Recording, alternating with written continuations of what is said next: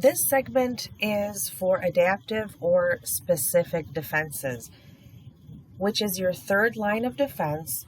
And in this part, the immune system has pretty much failed in using its first and second lines, and it needs to identify the exact antigen in order to attack it specifically using either personalized antibodies or using some of its more aggressive T lymphocytes and so on. So in this kind of defense, the immune system has to be able to differentiate between what are known as self-antigens and non-self-antigens. So what is an antigen, first off? The antigen is something that is able to generate an immune response, okay? Generate an antibody response or an immune response from the immune system. And if these are self-antigens, meaning that these are the antigens that are found on my cells, then my own immune system should be able to identify them and not attack my cells. My immune system, though, should be able to identify the antigens found on the surfaces of pathogens that are trying to invade my body, identify these as non-self-antigens, and elicit or produce an immune response against them. Okay, the loss of that ability to distinguish between self and non-self antigen is what happens in an autoimmune system, where now the immune system thinks that self cells are foreign cells and it starts to attack them and make antibodies against them. That again is an autoimmune disease that is not normal, but the normal and the physiology of the immune system would be the ability to distinguish between self-antigens and non-self-antigens. So again, let's try to even, deepen our understanding of what an antigen is. When you look at a pathogen, which is pretty much anything that can cause a disease, so whether it's a bacteria or a virus or a yeast infection or whatever is pathogenic, to identify it, you don't want to look at the whole organism. You can look at just part of it, and that part is known as the antigen. So I'll give you kind of an example. So if you walk into a neighborhood that has, say, 25 houses, but they are all identical in every shape and form. So the houses look just the same, front, backyards, the lawns, everything are identical.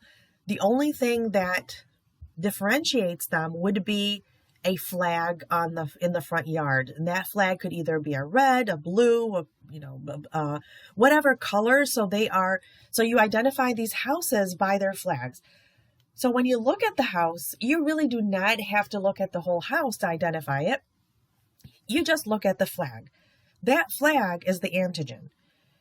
Okay, kind of like when the immune system looks at the pathogen, it doesn't need to look at the whole pathogen because they are pretty much identical. What it needs to look at is that flag that's found on the cell membrane, that unique part of the cell membrane that tells me exactly what kind of pathogen is this. Is this a tuberculosis antigen, or is it any other disease? Is it a measles virus, and so on?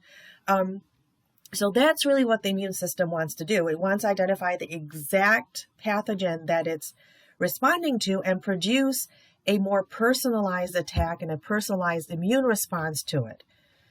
The adaptive responses are carried out by your lymphocytes and macrophages, so your T or your B lymphocytes. And the T lymphocytes are more aggressive in their approach. T lymphocytes pretty much attack the pathogens directly. And because of the T lymphocytes producing the attack, that is known as a cellular immune response or a cytotoxic immune response. While the B lymphocytes, they produce antibodies. Okay, so the B lymphocytes kind of produces their effects through the secretion and the production of antibodies, and it's the antibodies that attack the pathogen. And because these antibodies have the ability to circulate in the bloodstream, that is known as a humoral immune response. So the two kinds of adaptive defenses that we have are cellular immune response, which is the function of the T lymphocytes, and humoral immune response, and that is the function of your B lymphocytes. Now the antigen, which we kind of already introduced, these are receptors that are found on the surface of all of our cells, okay, so including the antigens, and enable the cells to recognize, again, your self from non-self cells. Antigens can be either proteins, polysaccharides, glycoproteins, or glycolipids. There are tons of cells in the body and tons of pathogens out there, so these antigens are very different. The bigger the molecule of that antigen and the more complex it is, that means that it'll elicit a stronger immune response. Okay, so kind of going to that example of having these flags in front of the houses, if you are trying to look for a small flag that is somewhere in the front yard, it is going to be harder to do that. But if that house has a huge flag, it is going to be easier to identify. Haptens are those very tiny small flags. Okay, these are very small molecules that are not going to elicit an immune response on their own. They have to attach to something bigger. They attach to a bigger molecule in the body in order to produce an immune response. Now, what are the origins of lymphocytes? Since the adaptive immune response is all about lymphocytes, we need to learn where do those lymphocytes come from. In utero, during fetal development, that's when we start producing lymphocytes.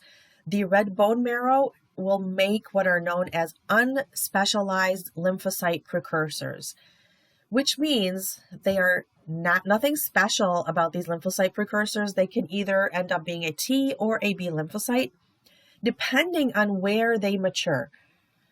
So some of them will go into the thymus and mature into T lymphocytes with the help of thymosin hormone, while others are going to remain in the bone marrow and mature there and end up being B lymphocytes. So it's nice that, your T lymphocytes are your thymus-derived ones, so T with T. These specialize in the thymus, again, with the help of thymosin hormones. These are actually the majority of our lymphocytes, so about 70 to 80% of our circulating lymphocytes are T1s. And then these T cells, they don't remain, obviously, in the thymus. They are going to circulate and end up living either in their lymph nodes or in the spleen, in the white pulp of the spleen, or in the other, different lymphatic organs. While your B lymphocytes, those again mature in the bone marrow, so B with B, although the B here doesn't really stand for bone marrow, but it helps. It actually stands for bursa fabricius in chickens, and this is where, that maturation process was discovered first. But we found that we have the same procedure happening where the maturation of these B lymphocytes also happen in the bone marrow. So again, B with B helps. Now, after their maturation, they are released into the bloodstream, and about 20 to 30% of our lymphocytes are B lymphocytes. You'll find them in, they will start living in the lymph nodes and in the spleen. Some will remain in the bone marrow, and others live in the intestinal lining. So this is where you can see how the lymphocytes originate. So remember, again, it all starts in the red bone marrow, making these unspecialized lymphocyte precursors. The ones that remain in the bone marrow and mature there become B lymphocytes. And then you could see that they will be transported through the bloodstream where they lodge themselves in the cortex of the lymph node or in the spleen or other areas.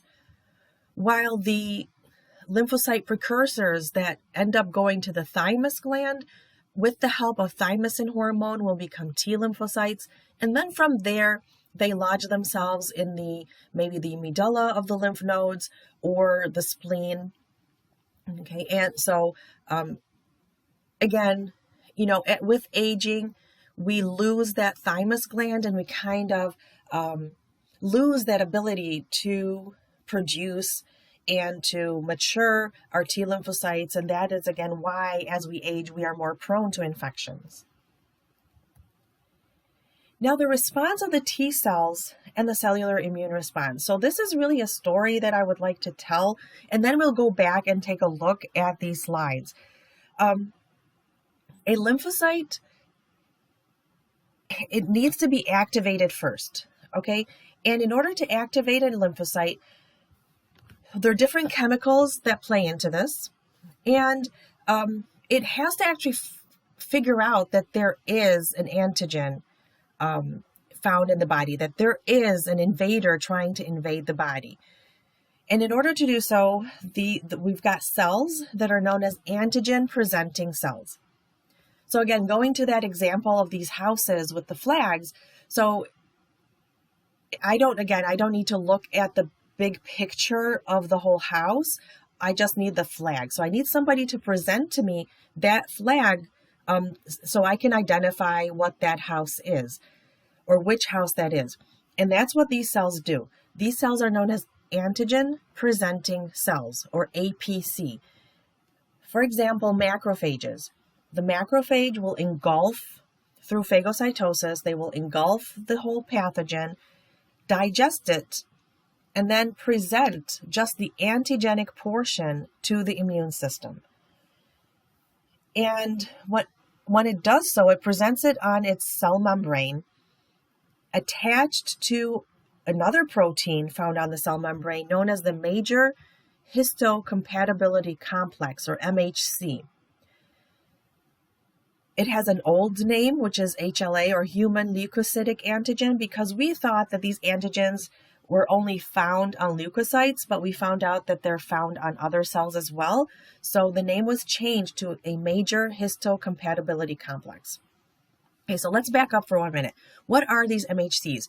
MHCs are self-antigens, meaning that these are normal antigens found on the cells, on the surface membrane of our cells, every single one of our cells. There are different kinds of MHCs, but we're not going to get into that detail.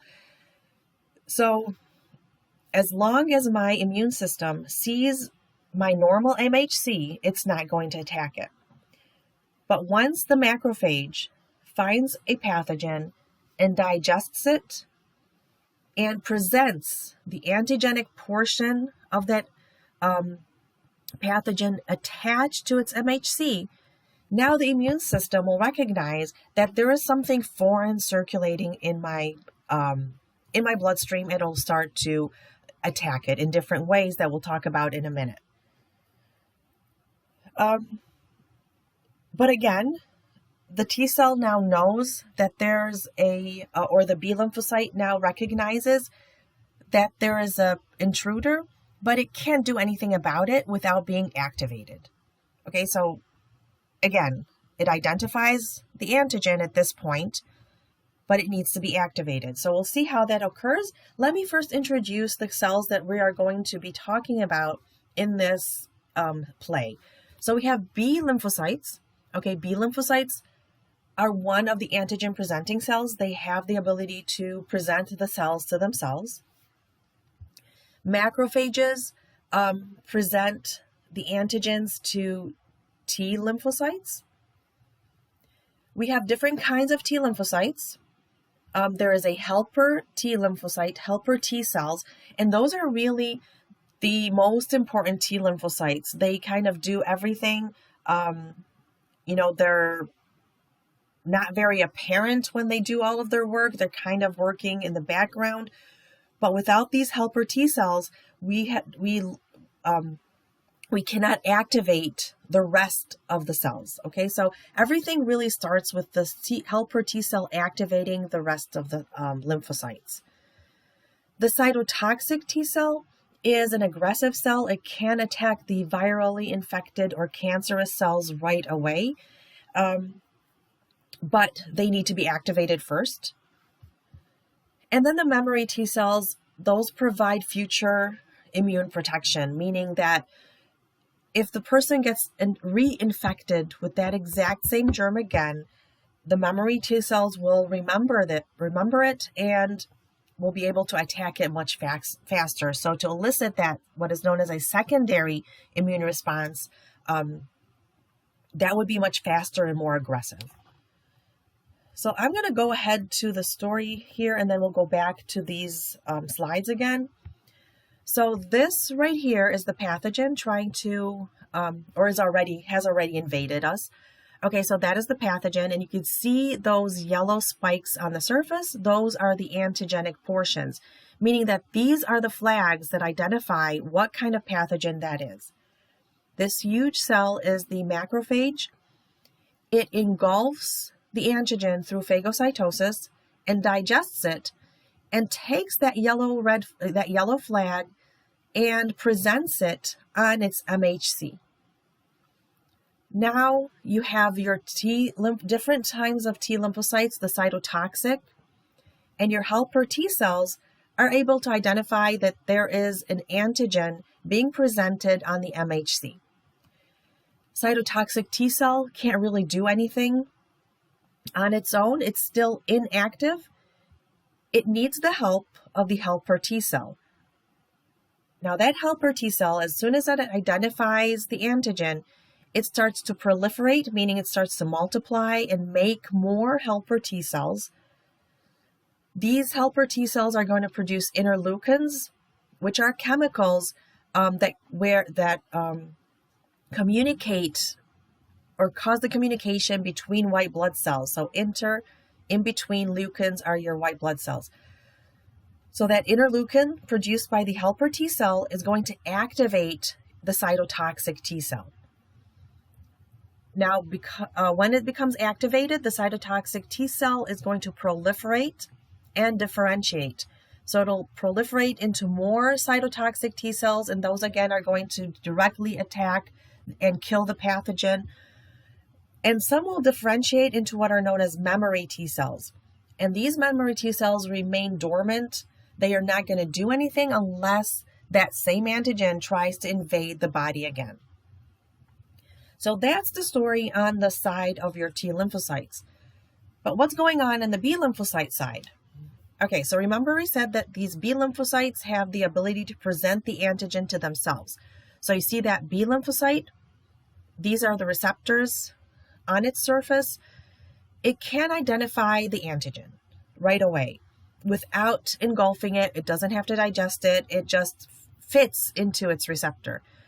So you can see here now that B lymphocyte attached to the antigen, but again, it can't do anything unless it's activated. So that B lymphocyte is activated by cytokines produced by the helper T cell. Now these cytokines again activate, so you can see now your activated B cell. We have to go to the next slide to talk about the rest of the story. So here again is your B lymphocyte being activated by the cytokines coming from the helper T cell.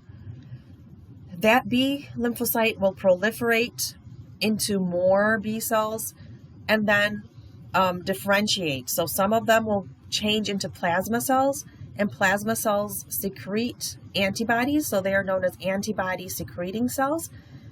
These antibodies will attack the antigen, while others differentiate into memory cells. And these again are dormant cells that are going to remain dormant unless the antigen, that same antigen, tries to invade us again. Again, that memory cell has the ability to identify it right away and attack and start producing, change into plasma cells and producing antibodies against it. So that whole story takes a while to develop. It takes about 10 to 15 days. It starts off, it takes about 5 days to start, but it reaches like its maximum at about 10 to 2 weeks. Okay, and that would be your primary immune response when you're going through this whole story for the very first time. So the body is introduced to that antigen for the very first time. It takes a while until this process happens. Okay, so let's go back to those slides that we said we'll go back to. So when the T cell encounters that antigen presenting cell that was displayed attached to the MHC, it can now recognize it as a foreign antigen. You have your T cells that are activated. The cytotoxic T cell, again, has to be activated by the interleukins secreted by the helper T cell. And you can see here that the B cell would have to be activated by cytokines, again, released by the helper T cell. So although the helper T cell does not personally attack pathogens, but without its help, you cannot activate your B lymphocytes or your cytotoxic B lymphocytes, and those are the ones that attack the pathogens. Cytotoxic T cells attack them directly.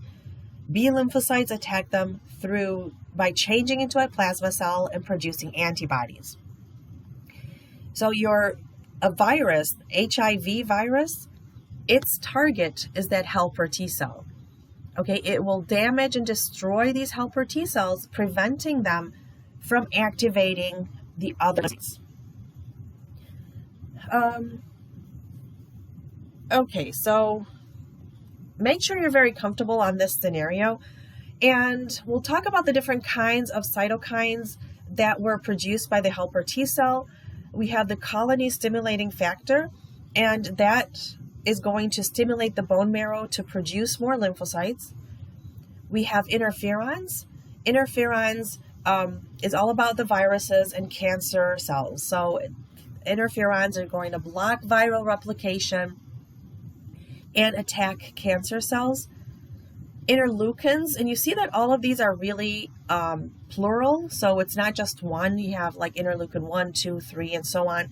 So interleukins, those control lymphocyte differentiation and proliferation. Tumor necrosis factor is another cytokine produced, and that can stop tumor growth. It also helps in causing a fever that accompanies bacterial infections and stimulates lymphocyte differentiation. Now for the antibodies, what do these antibodies look like? They are what are known as a globular protein. They are huge proteins made out of 4 polypeptide chains. So you see 2 of these are the purple ones are known as heavy chains, while the blue ones are known as light chains. Now each antibody has 2 long chains and 2 heavy chains and 2 light chains. They look like the letter Y, and that rod down here, or the lower part of the letter Y, is a constant region, meaning that all antibodies share that exact same constant region. It's the upper portion of the Y that is known as a variable region, and these are going to vary according to the antigen. So that is known as the antigen binding site. This is the part that identifies those different antigens. Okay, so they are very specific to the antigen in order to be able to identify them and attack them individually.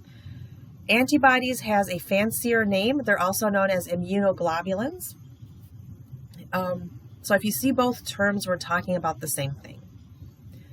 The major kinds of immunoglobulins we have 5 major kinds. Okay, and we use IG as kind of a short for immunoglobulins.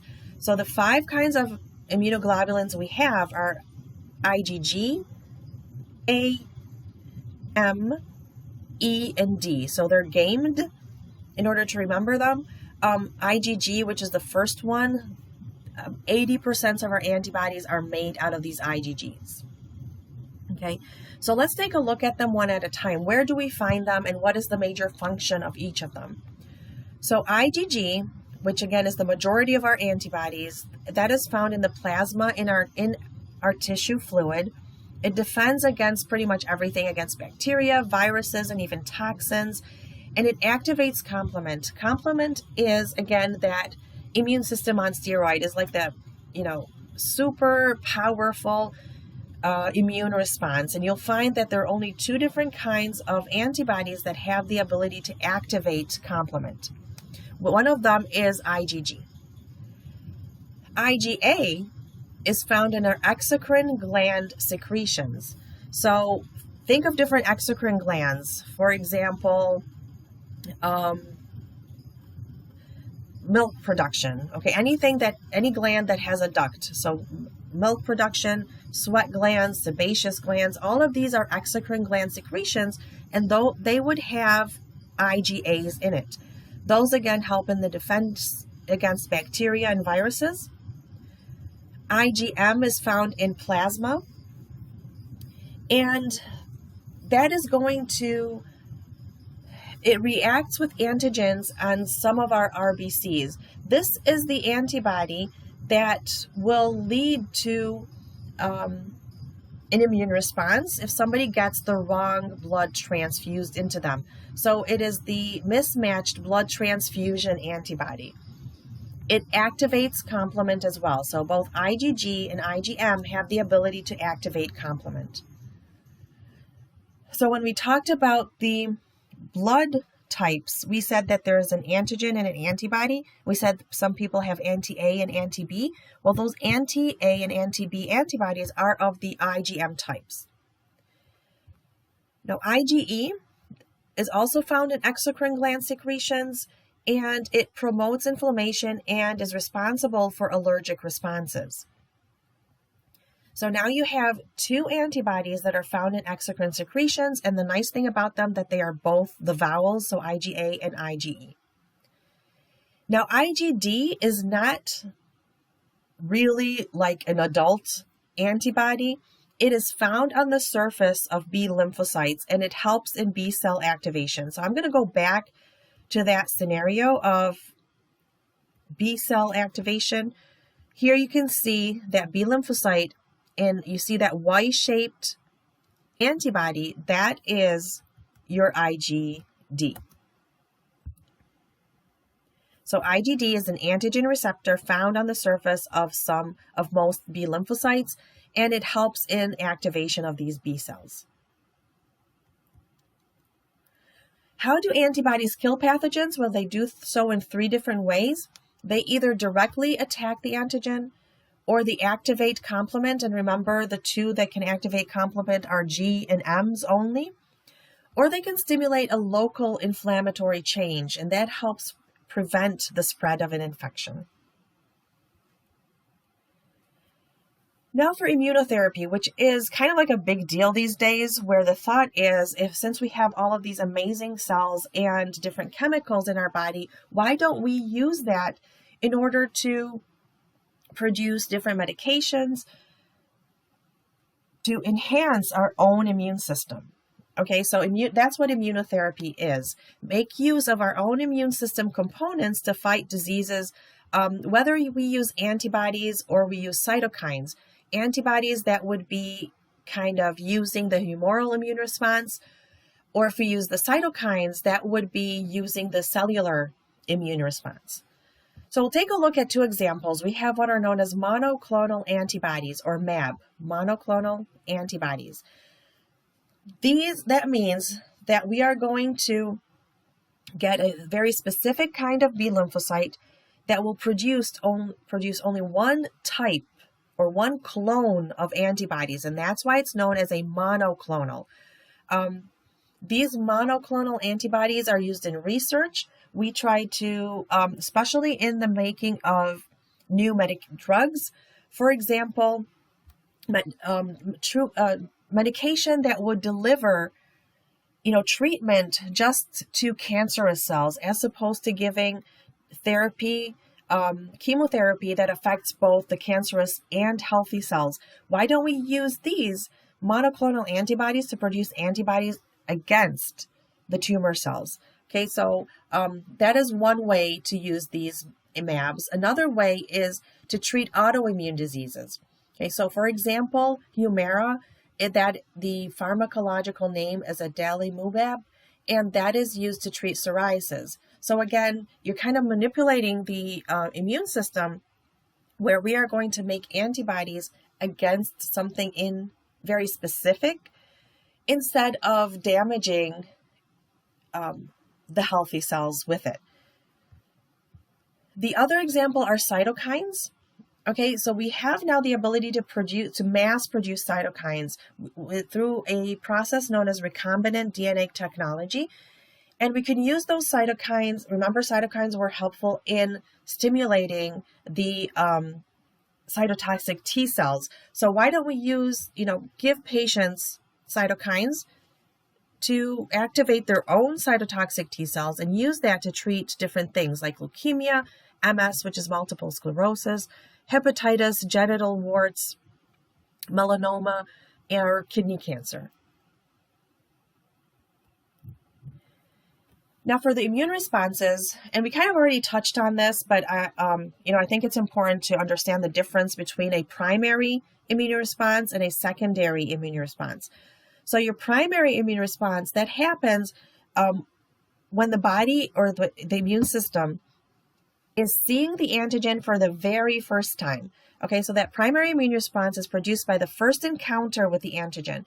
Your first antibody is not going to appear until about 5 to 10 days later. So remember that whole scenario of presenting the antigen to all of these cells and how they have to become activated and so on. So that scenario, but to make that first antibody, again, will take about 5 to 10 days. So you see that at the first exposure, it takes about 5 to 10 days. You get a maximal response at about 2 weeks later, and then that response gradually decreases, and it produces memory cells, okay? And that is the good thing, because these memory cells are going to help in the secondary exposure or subsequent exposure. So secondary immune response, you see here that if the body is exposed again to that same antigen, the response is pretty much instantaneous.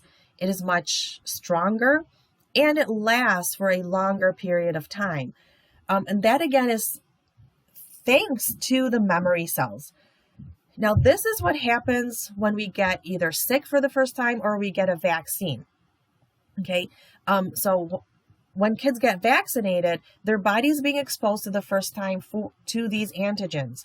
And it'll produce that primary response. Again, it takes about a couple of weeks to get to the max.